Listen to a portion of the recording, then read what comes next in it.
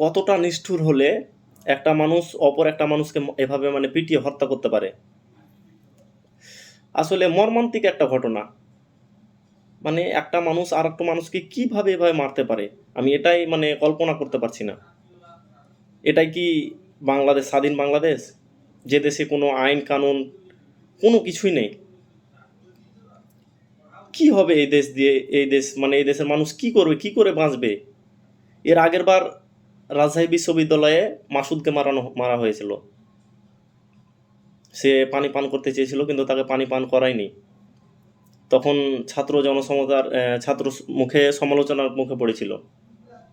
এবার তারা সেই ভুল করেনি। এবার তারা তাকে, তফাজুলকে ভালো করে তাকে খাইয়ে, ভাত পানি সব কিছু খাইয়েছে, তারপরে তাকে যত্ন সহকারে হত্যা করেছে। মানে কি করে? এটা কখনো শিক্ষিত মানুষের পরিচয় হতে পারে না। শিক্ষিত মানুষের ভিতরে মানবতা থাকে, কিন্তু এখানে মানবতার খুন হয়েছে, অশিক্ষিত পরিচয় দিয়েছেন আপনারা। কারণ শিক্ষিত হলে বুঝতেন লোকটা ভারসাম্যহীন ছিল।